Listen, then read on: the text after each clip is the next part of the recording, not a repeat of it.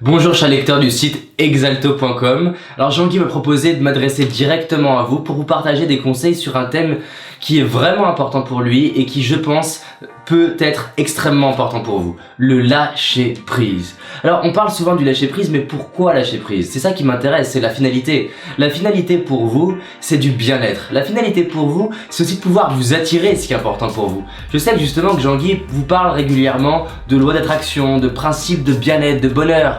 Alors, c'est quoi le lâcher prise? Le lâcher prise, c'est cette capacité à être dans le bien-être, peu importe ce qui arrive. Alors, tout d'abord, laissez-moi me présenter. Je m'appelle David Laroche, je suis expert dans le développement de la confiance en soi, du bien-être et justement du passage à l'action. La confiance en soi serait cette capacité à agir, à oser passer à l'action pour ce qui est important pour vous. Je sens qu'en moi, il y a un potentiel qui est inexploité. Je sens qu'en moi, si j'exploitais 100% de mon potentiel, je passerais à un autre niveau. Alors, je suis un ancien timide, j'ai l'habitude d'en parler parce que j'étais mal dans ma peau, j'étais justement malade, j'avais mon carnet de santé qui était rempli d'angines, on a dû rajouter des pages tellement j'étais mal dans ma peau. Justement parce que le lâcher prise, je ne connaissais pas. Alors, dans cette vidéo, je voudrais vous partager justement 6 principes, 6 clés qui vont vous permettre de lâcher prise. Je l'utilise énormément avec les personnes que j'accompagne en coaching individuel ou dans mes conférences, en séminaire, parce que ça permet vraiment, c'est un socle qui crée du bien-être. Lâcher prise, c'est au moment où on lâche. Et on lâche, on se sent bien, peu importe ce qui arrive. Donc, la première chose dans le lâcher prise, c'est que c'est une décision. Vous ne lâcherez jamais prise si vous ne voulez pas lâcher prise.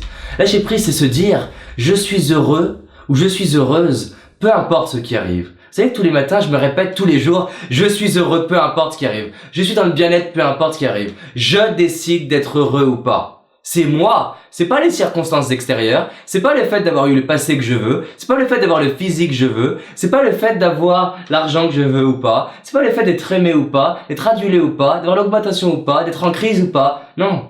C'est je décide. Peu importe ce qui arrive. Donc, premier truc, c'est de décider. La deuxième chose, c'est d'accepter. Alors, quand on dit accepter, vous l'avez déjà entendu, mais oui, mais comment accepter? Alors du coup, j'ai construit une méthode pour aider les gens à accepter et l'impact est radical. Alors vous imaginez bien que pour dérouler la méthode, il me faudrait bien plus que 3-4 minutes, mais je vais vous donner quelques principes pour accepter. Quand on n'accepte pas, c'est qu'en fait notre cerveau focalise davantage sur les inconvénients que les avantages. Et souvent on confond l'optimisme à la vision extrêmement positive qui est de dire tout est génial. Non! Tout n'est pas génial en soi, mais tout est génial dans l'équilibre qu'il y a. Donc, lâcher prise, accepter, c'est réaliser qu'il y a avantages et inconvénients. Mais on va y revenir. C'est déjà de se dire, j'accepte. Troisième chose, c'est la respiration. Pour accepter, si vous avez le corps qui est tendu, vous ne pouvez pas. Même si pour les plus cartésiens d'entre vous, vous avez du mal à intégrer l'idée que le corps puisse être important. Je vous le dis, je suis un ancien ingénieur. J'avais du mal à intégrer qu'il y avait un corps qui existait. Vous pouvez avoir le mental de Schumacher. Si vous êtes en Clio, vous ne gagnerez pas le Grand Prix. À l'inverse aussi, vous devez prendre soin de votre corps. Prendre soin de son corps, c'est déjà respirer. Regardez quand vous êtes soulagé, quand vous lâchez. Quel est le son que vous faites naturellement? Comme par hasard, ce son active les côtes flottantes en bas qui permettent de récupérer beaucoup plus d'oxygène. C'est pas un hasard. Pourquoi je suis allé voir des chanteurs d'opéra pour apprendre comment ils respiraient et l'enseigner dans mes séminaires? Parce que ça fait la différence. Donc déjà, même si vous ne savez pas comment respirer en bas, faites ce son. Ça détend et ça permet d'accepter. Autre chose qui fait partie de ma méthodologie. Identifier la peur. Parce que les gens n'arrivent pas à lâcher prise mais n'arrivent pas à identifier qu'il y a une peur derrière. Posez-vous la question, mais de quoi j'ai peur? Ou quelles sont les peurs? Identifiez une ou plusieurs peurs. Regardez-les en face, ça c'est la 4e chose. 5e chose, regardez en face, c'est quoi le pire? Parce que les gens ont peur souvent, mais on n'arrive pas à voir vraiment de quoi on a peur. Allez lister le pire, la pire situation, c'est quoi? Pourquoi je vous demande de faire ça? Parce qu'en fait, quand vous avez le pire en face de vous, vous réalisez généralement que c'est pas si pire que ça. Et pour que l'exercice marche, si vous n'êtes pas habitué, vous devez l'écrire sur le papier. Listez le pire, la pire chose qui puisse arriver si vous lâchez prise, vous ne lâchez pas prise. La pire chose par rapport à ce qui vous tient.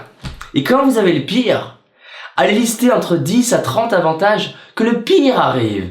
Et si la première chose vous a pas suffi à vous faire lâcher prise, vous allez voir que, mais si le pire arrive, en fait, c'est pas horrible. Par exemple, le fait d'être timide, justement, je ne lâchais pas prise par rapport à être timide.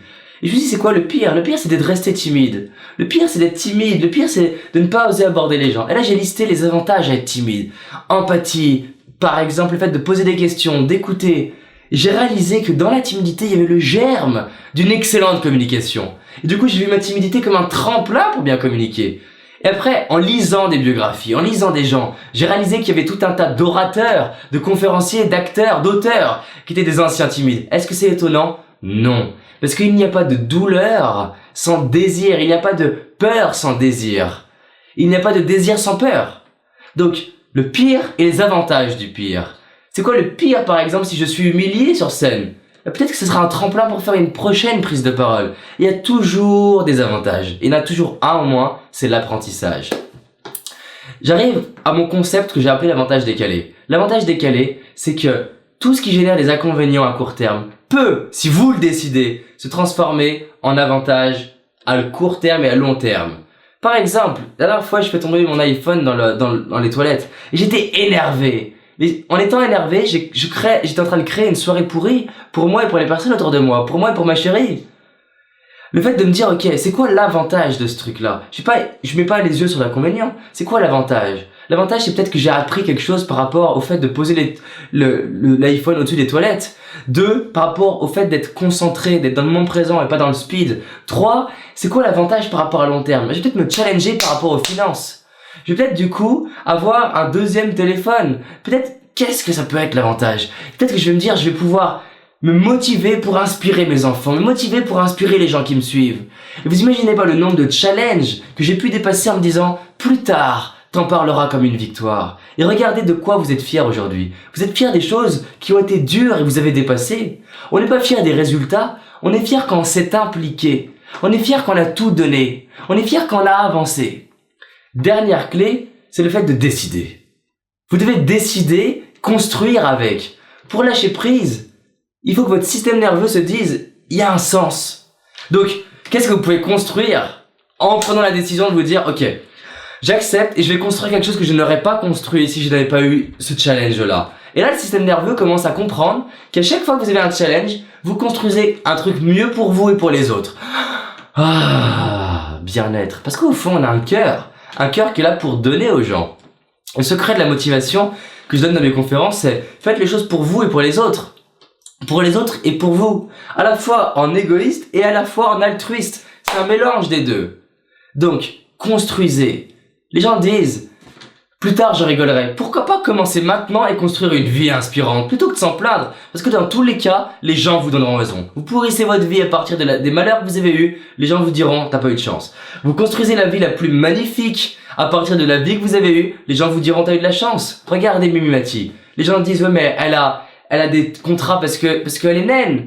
Est-ce que ça a été dur pour elle? Bien sûr que ça a été dur, mais elle a transformé ça en avantage. Est-ce que Jamel Debbouze, ça a été dur? Il est né à Trappes, il n'a pas la couleur de peau qu'il faut en apparence, il n'a pas le nom qu'il faut, il était handicapé. Et c'est une personne qui est extrêmement inspirante, je l'admire, il m'inspire. Il inspire tout un tas de personnes de toutes les couleurs de peau. Mais il s'est pas dit, j'ai pas la bonne couleur, j'ai pas les bonnes origines, j'ai pas le bon nom, j'ai un handicap. Non, il s'est dit, comment je transforme ça en avantage? Et il a créé une vie inspirante. Donc voici un processus en 7 étapes pour lâcher prise. Vous pouvez me suivre sur le site davidlaroche.fr avec plein de vidéos gratuites. Tous les jours, j'en fais une qui s'appelle la Wake Up Calls. C'est le déclic, votre réveil matin pour créer une vie inspirante. Vous avez des clés sur la confiance en soi, la motivation, le leadership et communication. Si vous me suivez en revanche, et vous pouvez aller découvrir le site Exalto. Je vous invite à foncer dessus. Plein de conseils sur le bien-être, votre leadership, votre communication et la loi d'attraction. Donc, faites ça maintenant. Partagez cette vidéo parce que dans tous les cas, elle va aider. On se rejoint et on se revoit à très vite. Combien de fois vous vous posez la question de « dans un an, je suis où ?» Dans un an, je suis qui? Dans un an, je donne quoi? Dans un an, je fais quoi? La question, c'est de savoir ce que vous allez faire maintenant pour commencer à honorer votre vie.